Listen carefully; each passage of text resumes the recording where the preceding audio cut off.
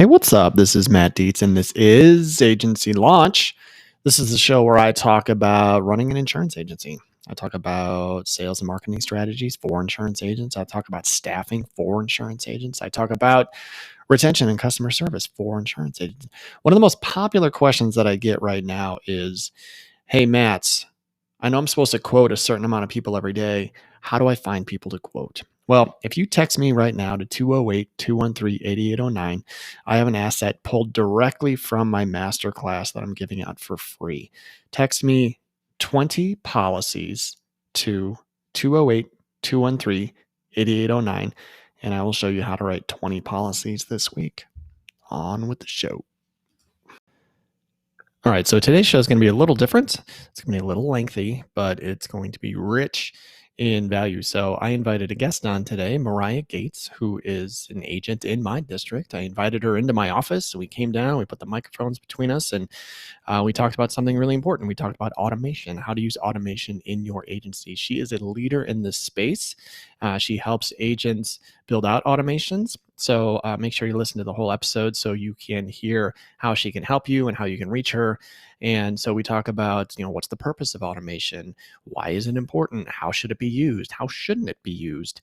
It can be a very important tool in building out your agency, building out your efficiencies, and making sure that you are getting the best opportunities to close more business and to keep it longer. That's what we try and do. We want to write more and we want to keep it longer. And automation can absolutely be a tool that will help you do that. So Mariah, thank you so much for coming on. I really appreciate you. And let's just get on with our conversation.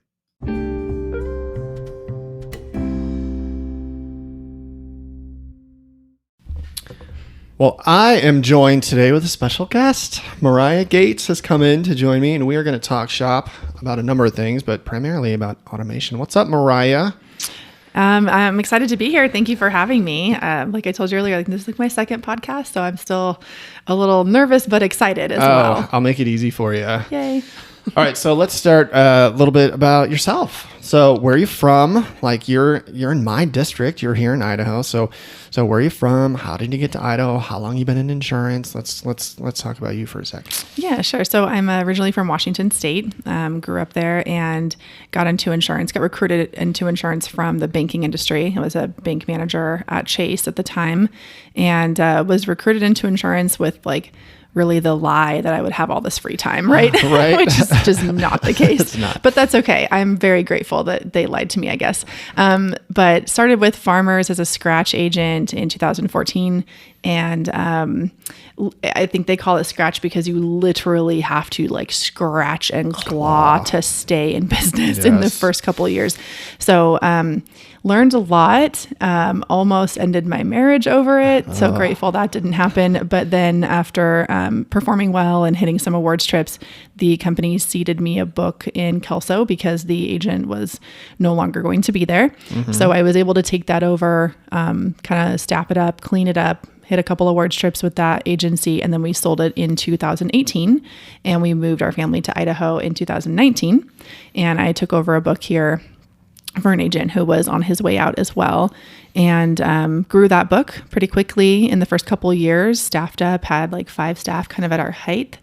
And that's kind of my insurance background. I definitely went from doing everything where I did the marketing and the sales calls and the customer service. I was the only employee. I had 0 customers in the beginning, up to 5, and really not doing much of anything in the agency and just working on the business versus in it. So I didn't do any sales or service. I haven't actually done that for a couple of years now. Well, that's the dream, right? To be able to make that transition. That's a hard transition to make. What kept you in it? I'm really stubborn. Yeah. I think that at the end of the day, that's it. I saw when I was at the district office, I saw so many agents or, people coming in that wanted to be agents and, would come in and give it a shot for a couple weeks or a couple months. And then they were gone. Yep. And they would kind of give up, and I'm not big on giving up. Yep. So I just kept at it.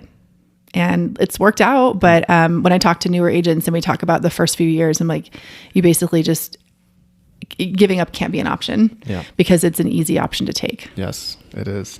It can be an easy job not to do because if you cannot hold yourself responsible or hold yourself accountable, you can sit in your office all day and do quote what I call busy work. It's kind of fake work. You can check your email and watch your phone not ring, and not do the marketing that you need to be doing. And so you have to learn the actual work and the actual activities that drive business. And that's hard, but you have to be humble and you have to be patient and you have to be aggressive. And all of those things at the same time is a really interesting cocktail to try and get to. So congratulations on figuring it out. Yeah, I think at the end of the day, most people that are recruited into insurance are really good at sales, and owning an agency is so much more than that. And we have to learn all of those skills. Most of us could sell, ice to an Eskimo, but we don't know how to market and track and hire and HR things. And there are all these other skills you have to learn. So exactly. It's you wear a lot of hats in any business, really. Right. All right. So you have done some incredible work and made some great strides in the world of automation, which is exciting because our industry has been stale and stagnant and boring for decades, and I feel there's been a shift over the past, honestly, it's probably been longer, but 3 or 4 years, there have been some really exciting InsurTech companies and some things that have come to our aid, and everyone's learning what they mean, what works, what doesn't. And you seem to have your finger on the pulse of a lot of that, which is why I invited you in today. So let's talk a little bit about automation. Yeah. So in your mind, this is going to be kind of a vague question, but what is the purpose of automation in an insurance agency? I know that sounds like an easy question, but we're going to kind of dig into it. What's the purpose of it? Yeah. Really, I think in general, the purpose is kind of two big things. It's organization and it is extending your reach. There's only so many hours in a day and there's only so many employees you can hire, especially in the work environment that we're in today, where there's a shortage of employees and wages are just, on the rise like crazy. And there's only so much revenue you have in any business to be able to hire. So being able to be really organized and efficient and extend the reach of the people that you have is really where automation comes in. And that extension can be important in sales, customer service, all areas of your business, even in networking, marketing, hiring. All of that is areas where automation can help. Yeah. I mean, you can use automation obviously for outreach to prospects, right? You can use automation for reaching out to your current book of business. You can use it for reaching out for claims. There are so many different ways that you can use it, and we're going to dig into that a little bit. But so if you are starting an agency today, and we're going to talk about automation, you're talking to a new agent, what would you specifically tell them that they need to have, when they open in regards to automation? Because there are a lot of different tools. What would you say? All right, the first thing you need to do is fill in that blank. Yeah. The first thing you need to do is have good inventory management. And when I say inventory, I'm talking about leads. We're never going to run out of insurance policies. That's not really a thing, but we will run out of people to sell insurance to. And what I see that most agents don't do well is they spend money on marketing and then they take 1 or 2 shots at, selling that insurance. And then they completely disregard or do not engage with that lead in the future. So I call it inventory. It's our leads and it's inventory management. In any business, that's important, but most insurance agents don't think of it that way and don't do a good job of taking every single opportunity out of the money that you've spent on marketing to connect with that person. Right. So managing your building and managing your pipeline, right? Mm-hmm. And so how many asks, what's the current number right now for how many asks do you need to throw in front of somebody before you get the opportunity to even make the quote? Yeah, I think that really depends on the type of lead that you're dealing with, of course. I mean, so there's going to be higher closing ratio lead types. And that's another thing that we see a lot of people don't do a good job of is organizing that. So what are our kind of low intent, right? Where we're buying leads, where are high intent things like referrals or, people that are reaching out to you directly. But we see a lot of interaction happening, especially in the paid lead area when you are reaching beyond days 10 to 12, where you have consistently followed up either every day or every other day. And in about 10 days, so about 2 weeks down the road, these people are now responding. We know statistically that an agent calls a lead twice and gives up, and then usually blames the lead companies. Right. This is a bad or lead. the lead, or the producers blame the lead, right? I can't sell insurance because my leads are bad. But it's really not that. It's the amount of attempts, and they're just giving up too soon. I had one agent in particular just the other day, last week, actually sent me a message about he could not believe how much they're selling at day 10. It's a specific email that goes out, and he's like, the responses are crazy, but it's because if they are shopping, they're usually kind of inundated with a lot of people reaching out initially, but that trails off very fast because the average agent only calls twice. So if you are persistent and hang in there, you have a much better chance of engaging with them and getting an opportunity to quote. Can you speak to like where these leads come from? I have an idea in my mind, but I think you might be a little bit closer to the source on like when you get fed a lead, like how did the data input from the customer end up getting to you? Do you know? You're talking about paid leads in particular. Yeah. So most of the time, these companies have several websites out where they're kind of like based on, it might be like consumer, not the specific one, but just as an example, things like Consumer Reports, right? Or something like that, where it's meant to look very vague and where there's a lot of reviews and like social proof for these services. And then they collect the information because people will Google like, cheapest insurance. And then a website pops up that says, here's the 10 top, cheapest insurance companies. And if you want to get a quote, click here, things like that. And then of course they sell those leads out to whoever's purchasing them. So, there's a variety, and then there's really bad ones where they're scraping data, and things too. So it depends on the vendor, but a lot of it is, of course, that they're just engaged online. Do you think the customer, once they put all their information in and they hit submit, are expecting numbers, expecting quotes on the screen when they hit submit? Yeah, probably. I would think so. So again, it depends on the vendor. So some of them are so vague that the customer has no idea, or the prospect has no idea what to expect. Others are much more upfront and they collect a lot more data. And the more data that prospect puts in, the higher likelihood you have of actually getting a chance to talk with them. So those are good questions to ask if you are looking to purchase leads from a vendor versus kind of doing your own organic marketing. How is the information obtained? How much do they provide? What kind of consent is giving for contact? That is actually becoming a really big topic of conversation because of the TCR requirements now for texting. Mm-hmm. And you need to make sure you have a documented consent to communicate. So again, every vendor is different, but what I would recommend for anyone who's looking for paid leads is grab 2 or 3 vendors, have really good conversations, interview them, run the leads side by side. So do 2 or 3 vendors at a time, have a good CRM that tracks all of the actual results. Don't rely on your staff putting in, like clicking on their lead website that I talked to this person or not. It needs to be built into your day-to-day. And then after 3 months, assess and see which ones you had the best close ratios with, as well as premium sales. We found that is a big difference. We actually had a couple vendors where the close ratios were exactly the same, like within like a fraction, but we were selling significantly higher premium with one vendor because it was a much better quality of client. So that's what most people that we talk to, like they just don't know. We ask them what their close ratios are or what they are between producers or particular vendors. How much premium did you sell from that vendor? And they've no idea, but they're spending thousands of dollars on these leads, not really knowing what it's doing on the ROI side. Awesome. Okay. Can you walk me through what what a suggested automation would be for when you're capturing these leads? Just kind of your best practices. What does that look like in your agency, or what are you helping other agents figure out when it comes to, when the lead comes in, what's the path you take this lead down?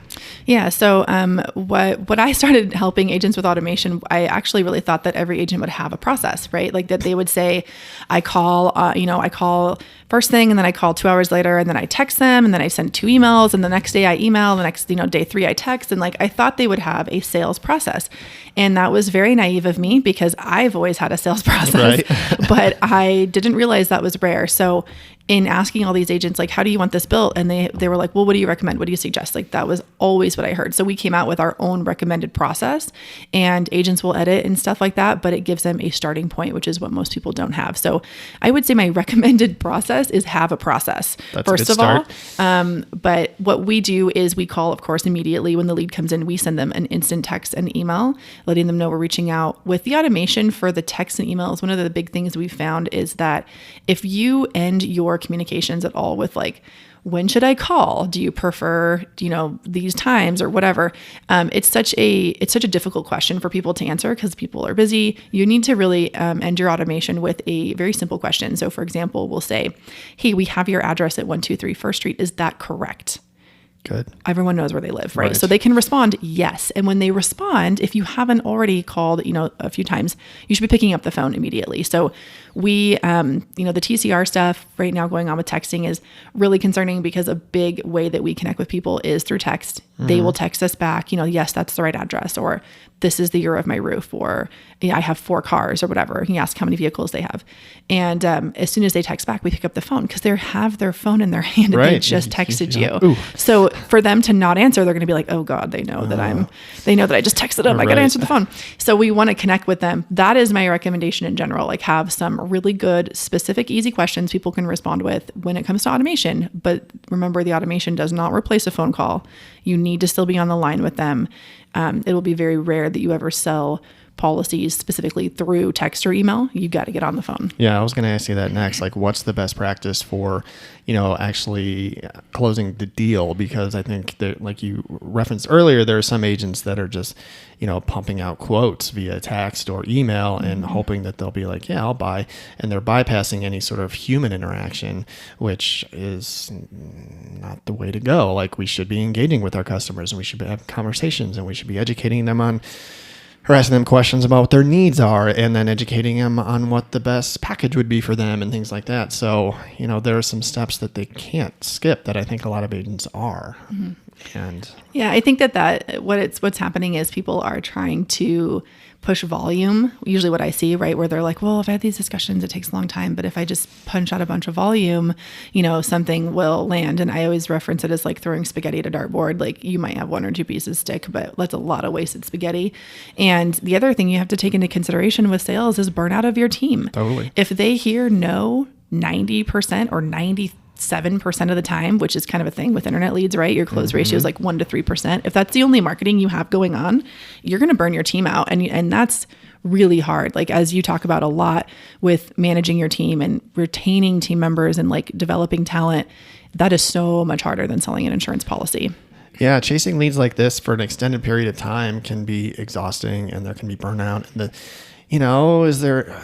is it fun? How long can they just pound phones and do this? What's the turnover? I'm sure is pretty impressive, as you know. So yeah, and if you're building an agency only by doing this, it's a grind. It's a real grind, right? So yeah, you definitely want to have at least 5 marketing sources, and you want to have at least 3 of those be nice, warm marketing sources. In my opinion, minimum of 5, depending on, of course, the size of the agency, but 5 is a good number to hit. And then making sure that your staff is well trained in like the different approaches based on the lead source. And then with the automation, like you said, it's hard to keep following up with them, but we work our leads for 4 years. Like, even if we become a lead for whatever reason and they never respond to us, we never talk to them, we're hitting them up for 4 years. And that's a combination of texts, emails, and phone calls. And the number of phone calls, as they get closer to the 4 year, like, we make less phone calls towards those because they're just lower conversion. Yeah. But right now because I've had my CRM, I use Agency Zoom, we've had that in place for 3 years. So we have 3 years of all of our activity, all of the people we quoted and didn't sell, every lead that didn't quote, all of our cancellations, we recycle all of them through there. And right now, for the people that we quoted 3 years ago, we're closing 6.5% of those. And for the people that are people that we got the data for, like we, in some way, shape, or form acquired this through marketing. Again, 3 years ago, we're closing 4.5% of those people who never even let us quote them the first time. So I know agents who, I do it for 4 years. I know agents who do it perpetually. So until that person opts out or says, take me off your list, they continually hit them up. Another large agent I know out of Colorado does 10 years that they work the leads. So, that is where automation is really key, because think about hitting every single one of your leads that you've bought over the last 5 years for 10 years. Yeah. Your team does not have the capacity. You're going to have massive staff payroll that isn't going to make any sense, but you can automate that and still be in front of these people. And timing is everything. Just because it's no today doesn't mean it's no tomorrow, or in 5 years. People's lives change. Right. And that's where I say we have bad inventory management, because they're not getting every piece of opportunity out of that. Yep. Very good. So you mentioned Agency Zoom. I was going to talk about what products are available, in this ecosystem that an agency can onboard and do all of this for them. So what's out there? Yeah. So there's, like you mentioned earlier, like InsurTech, there's a lot of companies kind of popping up, new stuff, which is really exciting. Really, it's just making our jobs easier and kind of, I feel like, making the insurance industry look to the consumer like a little bit more professional and cutting edge, because we always did things kind of so old school before. Yeah, can you please sign this piece of paper? They're like, I bought my house on DocuSign. Why do I have to sign for a car insurance policy on paper? Right. It's crazy. Agency Zoom started in 2016. I started using them in 2019. And my story with them is very unique, because I ended up becoming a consultant with them. But they were purchased by Vertafore. And as I've learned more about Vertafore, they've actually been around for 50 years providing tech to insurance agents. Wow. Depending on what kind of agent you are, you may or may not know about them. They have a lot of solutions, and they're not the only one, but some of the CRM companies are really the ones that are exploding onto the market. So there's, Agency Elephant, Better Agency, Agency MVP. There is a lot of different CRMs that have popped onto the market, like in the last 5 to 10 years, and are really picking up a lot of steam right now. There's other things, like we, as farmers agents, we like to collect deck pages because we want to see gaps in coverage, and we want to make sure that we're giving them great advice. And hopefully most agents want to do that. But there's a company called Canopy Connect that started a few years ago who can help you automate that. Send them they can sign in. It sends you deck pages, all of their information, VINs, birthdays, addresses, contact information. There's another company called Risk Advisor who we just started using, and I'm loving, because I'm all about having easy processes for training people, because then I know what they're doing throughout the day and we can see what works and doesn't work. And Risk Advisors is internal quote forms. So I had made a bunch of my own internal quote forms, like on Survey, right, Gizmo, and Jotform, but nothing was as powerful as these. And it pulls in some, outside like public data, and it's much more robust. So there is honestly, when I think about like the tech that I use every day in my agency, there's so many of them, but at the end of the day, you just have to look at your office and say, like, what is our biggest issue? Yeah. And agents ask me about where to start with CRMs. And I'm like, well, what's your problem? Is it attrition? Like, are you losing too many clients, or can you not write enough business? Is it both? Then you have to kind of pick and choose which one you're going to start with, because you can't just sit down and be like, I'm going to sign up for 10 different pieces of tech and I'm going to change my agency in a week. Yeah. You're going to kill your staff. It's going to be too much change, and you're not going to be able to learn it and use it well. So you really need to just pick a place to start and say, what's my problem? And then from there, build on your tech as you go. Right. I hear from agents all the time, like, I wish there was just one company that did all of this stuff. It was one software that did it all. And at the end of the day, as I've learned more about the tech side and got kind of a back end view with some of these companies, the cost alone of a system that would do all of these things wouldn't even be feasible. Plus, think about people who do too many things. Like the best companies specialize, right? Like, yeah. There's a reason doctors specialize. It's because they can get really, really good at it. So if you had one company trying to do your CRM and your survey forms and your SEO and your, team training and your sales scripts and collecting deck pages and whatever else it was, they would be really kind of mediocre at all of a bunch of things versus picking companies that just target those areas. Yeah. So it's a lot. I mean, in my mind, there are companies that are doing,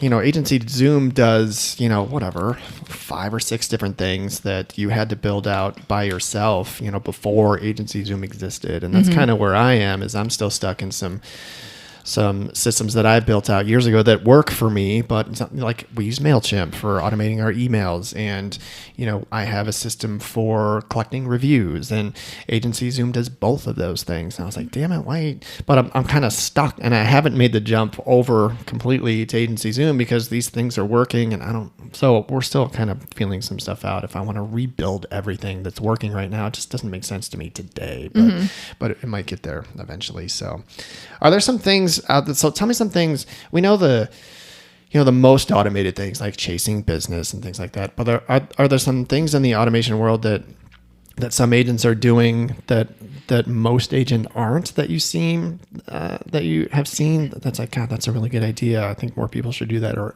we're going to start doing that. Where's some of the creativity that you've seen agents do with automation? Yeah. So most people think with insurance, you've got leads and customers, and that's kind of all you got. But at the end of the day, you have, local people in the area like that you've networked with. You have the people that you're hiring. You have vendors, that maybe it's like restoration companies or claims advisors or whoever those people are. Or even other insurance agents that you network with.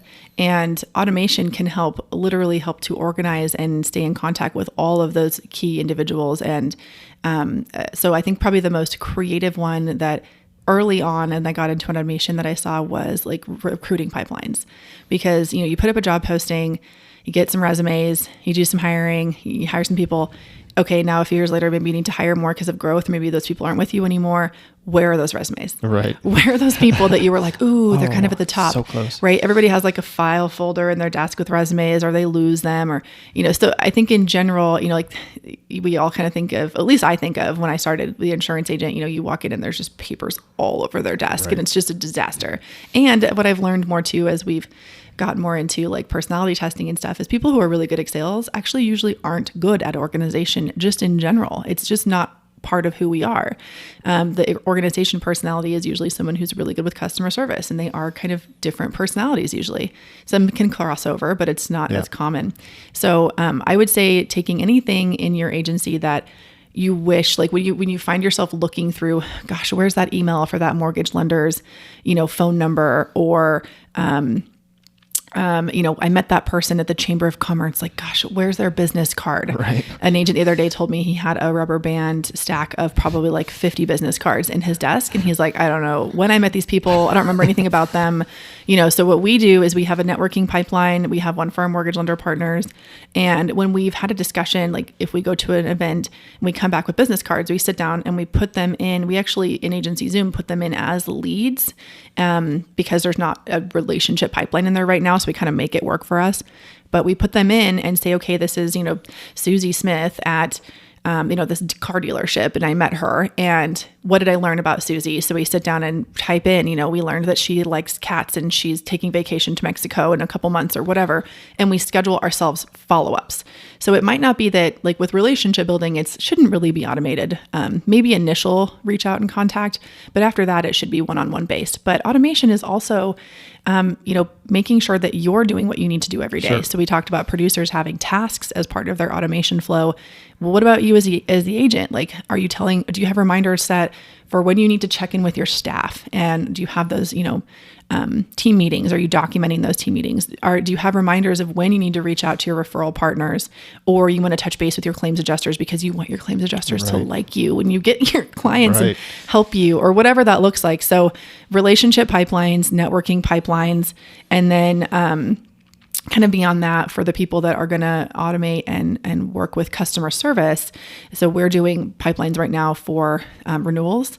So the renewal pipeline automatically generates a ticket. We send out, we're actually, this is a little bit more of an advanced thing, but we're dealing with AI videos. We're playing with that tech, and we've started sending those out to our customers to help them understand what's going on in the industry this year. And we'll do that each year and update it. We also have videos that we've made, and I know you use BombBomb and software like that, screen share videos. We use Loom, but we send those out as well. And, it's getting in front of people like for their renewal before they are getting it in the mail and seeing the increase or whatever that is, and making sure they understand why and how insurance works, because there's so many misconceptions. There are a lot of them. So, renewals, we do a pipeline for late payments, because at the end of the day, I don't want my staff calling everybody that has a late payment. Like, we're all adults. We should pay our bills on time. We're happy to provide some extra reminders on top of what the company gives out. But, we need to keep those customers and collect their payments, but it's not a good use of my team's time. So claims is a really big one. Our claim automation is very personalized. Like, it has the name of the adjuster, the phone number, the claim number. We don't want the customer to feel like it's automated, because that defeats the purpose. Yep. We want them to feel that really high level customer service, and we want it to look like we've manually sent it out. That's where we have the best success. So those are some of just like things that most people don't realize they can automate in general. And I'm sure there's going to be more down the road as tech keeps growing. Yeah, that's awesome. So what can get, you kind of alluded to it just there, but like, what can get lost in automation? I think automation is an amazing tool to implement into any agency, but I think that some agents see it as a way for them to not have to do some important work, And so what can get lost? What are some pitfalls that you've seen agents fall into where they're like, well, I don't have to do that anymore because I've got it automated, and it's hurting them. They're not closing as many deals, or the customer service isn't as high as it should be. Like, what are some things that agents look at automation and aren't using it properly, and it's hurting them in sales or customer service? Yeah. So the biggest one is just relying only on that, right? Not picking up the phone. At the end of the day, it's not going to replace a producer. It's not going to replace customer service phone calls. It's going to extend their reach. So it's just the ability for them to be more efficient and to do more for your agency than they could do just with their own manual work. But what I've seen people do is, like, for example, in the automations we build, it is a combination of reminders to place phone calls as well as texts and emails and things like that. And we'll go into a training call with an agent and look at their task list, and there's like 150 rotting tasks, and they're all call reminders for leads. And so we're like, okay, what's your staff's talk time look like? How much are they on the phone? With the CRM we use, it actually, if you're dialing through it, it'll track it, so you can see like how many minutes are between calls that they're placing and how long have they been on the phone for. So with the wrong people in the role, and I say that because really motivated salespeople won't just sit there and wait for the phone to ring. So if you have the wrong person in the role, automation can make them even lazier than they already are. Right.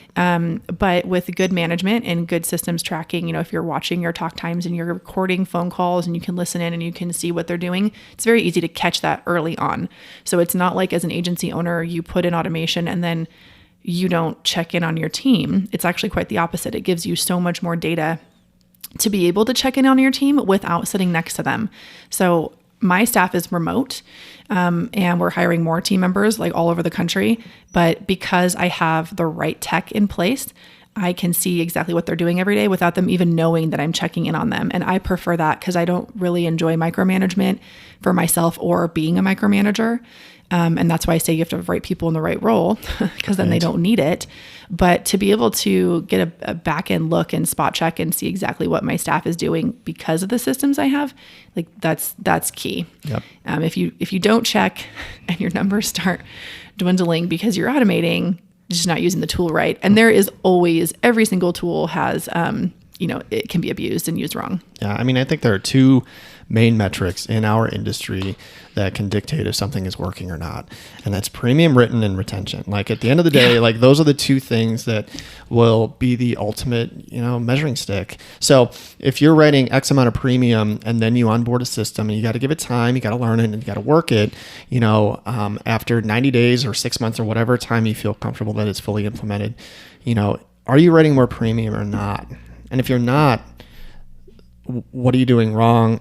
And is this right for you at all? Mm-hmm. And same with retention. If your retention number was at this point and then 6 months later or a year later, is it higher or lower? Those are the two metrics that really, if you can look at, there's a ocean of data that you can assess your agency with. But I think those are in my mind, those are the two that count the most, So if you're spending more money and you're staffing up, but you're not writing any more premium, then something's flawed, you know? So, I get that question a lot from agents to say like, well, what should we expect our closing ratios to be when we have automation? And I'm like, I don't know. How good are you at your job? right. Like, What is it today? yeah, I'm sorry. Like I can tell you what I see in agencies, but you know, that agency quality can range from someone who has had their agency for a year and they're still figuring it out, or maybe that person has way more hustle than you do, right? And they're really making every single one of those scheduled phone calls where you're making one phone call and then hoping the automation will catch the rest. You're going to have a lower close ratio. Or you're looking at an agency that's, you know, been operating for 10 years and has amazing sales training, onboarding, coaching, support. You know, they're going to have better closing ratios with the exact same automation and the same schedules. They're actually doing the work. So I think it's interesting when people talk about that kind of stuff because, you know, the close ratios and like the results are going to be what you put into them. Again, automation is a tool. It is not an excuse for you to not do your job, not pick up the phone. Yeah, exactly. Yeah. At all. So you mentioned this earlier, but what's some best practices for making your automation feel authentic? There's so much noise and so much junk. We all get 100 emails a day and we probably trash 90% of them. You know, how do you make your automation, you know, stand out, feel authentic, make a prospect or a customer want to open that email? You know, what kind of things are you doing to increase open rates for, you know, the stuff you're pushing out? Yeah. So a little bit background of like open rates. So historically, over the 10-year average, the open rate for email marketing campaigns, not in the insurance space, just in general, is about a 10% open rate is what you can expect.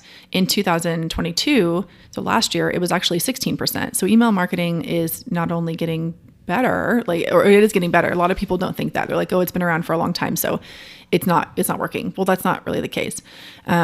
So it's increasing. The average open rate that we see in our automation is 40%. And that's across all the agencies that I work with because we're on these training calls with them a lot. And one of the first things I go in and see how their campaigns are doing to see if we're getting audience engagement. But there's some key things you have to watch out for. So first of all, there's some certain words that will trigger spam filters. And the spam filters are getting more and more aggressive every single year. They're getting smarter. And now with all of this AI talk, oh, Lord, help us. Like, I don't even know how we're going to outsmart an AI spam filter if they do that one day. So stay tuned for that feedback. But in our next episode. I know. Oh, my God. I hope it's not the next episode. That's too soon for me. Anyways, so some of the words you use, you got to be careful. You really want to be careful with links. If you have any kind of link in your email, or really even in your text message that is designed to gather information that can get you put on the spam list pretty quickly. One of the things we see, and some agents just roll their eyes when I say this, but emojis in your subject line actually statistically increase your open rate by 40%. I can see that. And they just stand out. They do. Yeah. I mean, look at your email box today. You're like, oh, look, a little heart or a laugh. That must be funny because that emoji's laughing. Or yeah, I could see it. I mean, any sort of pattern disrupt, I'm sure, you know, will help. So yeah, so don't do it in every single email. I've also seen agents do that where like every email has an emoji. I'm like, okay, that's really overkill. But it can mix it up, especially when you think about getting to a lead where you're been soliciting for, you know, 10 to like 15 or 10 to 20 days. You know, you're getting kind of way down there. Why not throw in an emoji? Maybe it'll grab their attention. Because I mean, they're like, oh, Mariah never uses emojis. There's one. I better open this. Right. So, you know, just don't be afraid to, you know, some of the agents I talk to, they're like, well, that's unprofessional. And I'm like, you know, our customers are not like billionaire attorneys. Right. I'm sorry, but I'm trying to think of somebody that would, you know, you'd have to be super professional with. Yeah. But that's not who our customers are. Our customers are everyday people, you know, and that they like emojis. They're funny. Sure. They use them in their texting and their social media and like they're everywhere. Right. Yeah. So just kind of get with the times on that. But that is helpful. But I think the most important thing you have to do with your automation is you don't want it to look like you could have sent it to 100 people and it would have had the same thing except for maybe the name was different. Right. So when it comes to marketing, we actually have created 24 categories of marketing after dealing with, you know, at this point, we've helped 350 agents set up their automation over the last 2.5 years. We've talked to hundreds of other agents over the last couple of years. But we've broken out their marketing into these 24 categories. And when it comes to the campaigns we run, no two campaigns are the same. They have different verbiage based on how and why that person is connected with your agency. So if they engaged with you on social media, then it references that, and it praises them for doing the research. If they are an internet lead, then it's going to ask a landing question, something where we can get a quick response, and we're going to provide some information so they know that we know who they are. We're not cold soliciting. So it'll say something like, "Hi, Jim. Thank you for requesting your car insurance quote. I'm almost done with your quote. I just want to confirm you are at 123 First Street. Is that correct?" So that would be like an email or text, because now Jim is like, oh, they have my address. They're almost done with my quote. So when Jim texts back and he says, "Yes, that's my correct address," and you pick up the phone, you say, "Hey, Jim, thanks for responding to my text and confirming that address. By the way, I want to go over a couple other things." So it breaks the ice. That's really helpful. But yeah, at the end of the day, I've seen a lot of marketing companies, very large marketing companies, that have these beautifully written emails where they have images and, they're really beautiful. They're very well thought through. You can see that, a marketing team put this together. But as a consumer, I know that you sent that to a bunch of other people. Yeah. So I really like just text emails that look like you typed them out. I actually got an agent that was upset with me. They're like, "There's a typo in your email." I'm like, "Yeah, I know." You put one in there. It's on purpose. That's funny. I don't want it to be perfect, and we get better engagement. And I think in general, when you're more real and authentic and you put your spin into your automation and you say things the way that you would say them out loud, then it's going to resonate better. We also use videos. So we do a lot of embedded videos into our emails. Obviously, people know that those are repetitive. I like those best with customer service emails because they can hear and see us, and they're still very new. People aren't used to seeing video emails. And so they get a lot of engagement, a lot of open, a lot of watch. Keep them short. 2 minutes is a max. Minute is even better. Yeah. Don't make them long. You'll lose them. No, I'm a big fan of video emails. There's so much that comes from those. The percentage is when it comes to communication, I think less than 50% of human communication is the words. The other 40% is tone, and the other percentage is body language or something like that. So, and you can get 100% of all of that, through a video. Yeah. And how many times have you sent a text that was just read the wrong way? And it's created some sort of drama or some sort of mess that wasn't intended in the beginning, or something like that. So, it's literally like what social media is, right? It's Absolutely. everybody interpreting your messages the wrong way. Right. So video with body language and tone, you can make, it's just close to having a one-on-one connection in person. It really bridges the gap between sitting across the table with someone and, sending an email or a text. It's a great middle ground, and it's so easy to use. And I started sending more videos recently because I can do a video significantly faster than me sending a text. I don't type that fast, and so I can say what I need to say in 1 minute and send it out, and it might take me 3 minutes to do it in an email. And at the volume of work that we're doing, that saves a lot of time over a week, a month, a year, and things like that. So, and you can use them not only with just automation, but kind of blast messages to your customers. But think about if you have a complex billing situation and you've been playing phone tag with someone for 2 or 3 days or whatever, or even a day, then send them an email and send them a screen share and break it down and talk them through it and email it out. I can't tell you how many times we've been able to resolve situations like that and you just by doing a video email, and then they can watch it at 11 o'clock at night when none of us are working. And we can see when they watch them, and there is so much of that, so much of weekends, evenings. Sometimes I wish we just worked weekends and evenings. It would be better for our employees or for our production, but we're not going to do that. So, and then video quoting too. We do a lot of video quoting. If we cannot close that sale, we have objections we can't overcome, we send a review of the benefits and differences and why they should purchase. And for my producer, for Krista, who's in my agency now, she's been using that, and she's been in insurance for 7 years. But if we can get her to quote, when we look at our data from our CRM, if we can go for our results from quoted to sold across the board, she has a 73% closing ratio. But that is because we use the video as well if we didn't close them on the phone. So ta-da! Yeah, it's amazing the difference that it makes. I know. So here's the other side of that too. I've talked to a ton of agents who are like, I am not comfortable being on camera. I don't want to be. I'm very nervous. And like, so it's one of two things. Either nobody's comfortable in the beginning, right? When you first started doing them, I'm sure you were very uncomfortable and did a lot of outtakes. Did it wrong. And I had the camera wrong and I was looking somewhere else and they were a hot mess. Yeah. Yeah. That's how everybody starts. But really people resonate with that, right? When like your phone rings and you're like, oops, sorry, do not disturb. Right. Okay, back to my video. Like being very real and authentic gives them a view of who you are and people will connect with that. But if you really, really, really, really won't do them, that's why I am learning AI videos because it's kind of the next best thing. It's not you. They're getting better and better. They sound more and more like people. They don't look like it's a robot.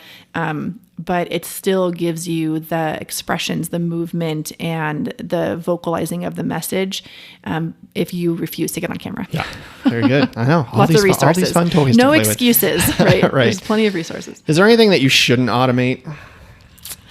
Yeah, like I think I mentioned earlier, so like with networking and building relationships, I have a lot of people asking about like, I want to send all my referral partners, a communication once a month or something like that. And if you have an agency newsletter, fine, but I don't think you should automate trying to build long-term relationships. Kind of defeats the purpose. They really need to be, real and authentic and maybe to solicit the opportunity. So we have a campaign that we use to like solicit out to like mortgage lenders. So just break the ice and get in front of them and see if they're even interested. Right. Because it allows us again, just to reach more people, but we're still calling people as well. But once there's a relationship started, I don't believe that you should be automating that. Trying to think of like other areas. There's one thing, if I can Go ahead. interject. Like we do claims automation, so we have like auto and home and stuff like that. But like a claim that comes through that looks concerning, we're not going to plop them onto we're going to call. There was a fire, there was an accident with an injury or like we call immediately when we get that alert. We're not going to put them into our drip campaign of checking up to make sure that everything's okay, because if there's an injury or if it's a big loss, we don't automate that. So we hop on the phone right away. So that's just one example where you could really, those people probably need to hear from their agent, instead of an email that is stock, for the most part. So that's one thing that we've been trying to be careful with. Yeah. And I think in general, like with most automation, it never should be, I shouldn't say never, but it should rarely be only automated. Sure. It should almost always have touch points from your team. But again, my team might make 3 phone calls, but we've sent, 12 emails and texts or whatever. Yeah. So there's been a lot more communication, but if someone has like a towing reimbursement, we're just, you have any questions about your towing reimbursement, or send them a text message. Yeah, no let big us deal. know if your experience was. Yeah, but if they have a claim and we haven't talked to them yet, we're definitely always calling. But and then the other one, I guess, is like long claims. Like since you brought up claims, we have a stage for that where it's like maybe the adjuster and the client are not getting along. Right. And there's some communication issues, which doesn't happen a lot, but it happens. And then long claims like a fire or a lawsuit. We just got a claim the other day that it just said liability on the description. And I'm like, oh, geez, this looks like a lawsuit. These are rare, right? They're rare. So then, of course, we're not going to automate that follow-up, but we do put them, what's automated is the reminder for the staff to follow up. So once a month, there is a reminder that says, this is a long claim, call the adjuster, check the status, check the customer. Yeah. Because there'd be no way to have a meaningful message. We wouldn't know what's going on if it's a very difficult claim. So there's things like that. You don't want to oversimplify customer service. Yeah, maybe don't have a drip campaign for like a life insurance claim. Oh my gosh. No. That would be bad. We have a pipeline for life claims so we can watch them, but nothing automated to the actual beneficiary. That'd be horrible. Right. Yeah. So be careful with that. All right. So those are all of my questions, but I did want to I wanted to ask, like, how do you help agents, build automation, get up to speed if they don't want to do it on their own? It's a lot. I mean, there's so many pieces. It's overwhelming, especially if they're not, tech savvy or, what do you do to help agents, get up to speed with this kind of tech? I know you've got something going there. Yeah. So about 2.5 years ago, Agency Zoom, the owner there, approached me and asked me to start helping agents with their CRM build out. And I actually told him no for 3 months. And then I had other agents who were asking like, hey, can you help me with this? Can you help me with that? I'm like, no, I'm running my own agency. Like I like to share really anything that helps me. Like I'm using personality trait assessment like thing right now because we're hiring. And I was like, this is so cool. We're getting so many apps and it's great, insightful. And I'll share that all over social media just because it's great, not because I get anything for it. But so I was doing that with Agency Zoom, and the agents were asking for help, and I said no. And then Agency Zoom asked, and I said no, I said no, I said no. And they kept asking. And so I figured, I believe everything happens for a reason. So I sat back and said, well, maybe the Lord is trying to show me a new path. I'm just going to see what happens. So I decided to say yes and worked with one agent as a test, an agent I know and trust. And that was, oh my gosh, it was such a mess. We learned a lot together. It was a really fun process. And I got the company to kind of put together some changes and updates to the software for me to make it easier. And now I've helped 350 agents. We have 8 team members. And we're going to be joining the Orange Partner Program with Vertafore, but we primarily work with Agency Zoom. We also help agents with like outside integrations through Zapier or webhooking to other softwares that they're using that maybe don't directly connect to Agency Zoom, but we build out your pipelines. So a lot of the stuff we talked about, leads, we have personal lines, pipelines, commercial, life, mortgage lenders, customer service pipelines. We are the only consultant that I am aware of at all that's doing any kind of customer service pipelines within the Vertafore space in general. So we, if you decide to have us help you, we set up your account, we build it out, we provide hundreds of templates that are proven to work and workflows, and we do that in 2 weeks, 2 to 3 weeks, depending on kind of how many people we're helping. And then depending on what we help you with, we do anywhere from 1 to 10 live one-on-one trainings with either you and your staff or both, whatever combination works best for you. If you end up doing something with us where we help you with 10 trainings, at the end of 10 trainings, 10 hours sprinkled over 2 months, you are an expert in all things Agency Zoom. You could probably teach it yourself if you wanted to. So we have a training team that does that, and that's our service that we provide, and it's ever growing. We just added a data transfer team for people that can't get their books of business into the CRM because of like limitations between softwares, or there's no download options or something like that. So we're helping people with that now. So our services keep growing, but that's what we do. My business is called Agency Zoom Accelerated Automation. The website is agencyzoomautomation.com. And we have demos on there too. So if you've never even just seen the software, you can watch an hour-long demo that covers everything Agency Zoom, all the things that it can do. And, before you ever have to like hop on a sales call, because you want to be able to get a good idea of if this is a good fit for you. It's a really big commitment when you decide to commit to a CRM, and it's not something you should be jumping in between systems like a lot, because it takes a lot of work. Yeah. It's like buying a house. It is. So make sure it's right for you. I also run a Facebook page called Insurance Automation, and we literally just like interview and demo and just look into other systems and software. So you can see either most of them are user-led or creator-led. And then you can see, what is this? Will it work for me? Is it what I want, before you have to get on a sales call? Because we all work in sales, and most agents don't really want to be sold to. Yeah. So just here's the information. If it's right for you, then you can decide to buy it if you want. What do they say? People don't like to be sold to, but they love to buy, right? Yeah. So. But I mean, I always felt that way as an agent. Like I would hear about a new software, and I would go to their website, and I'm looking at it, I'm like, what does it really do? What does it look like and feel like, and how do I use it? And there was no demos, and it was like, schedule a call. I'm like, I don't have time for that. Right. So I would just move on with my day, and I wouldn't schedule the call. So that's why we do so many demos. It's just because that's what I like, I guess. Yeah. Anyways, that's what I do. Awesome. Well, Mariah, I'm out of questions, but I want to thank you for coming on. You are, you're a leader in this space. You're running an agency. You are alpha and beta testing everything before you push it out. You've been doing it for years. I'm lucky to have you here in my district, and you just do so much good work for people that really need it. So I appreciate what you're doing. You've helped hundreds of agents become better agents and more efficient, and you're doing some just incredible work. So thank you. And thank you for coming in and sharing, and I appreciate all you do.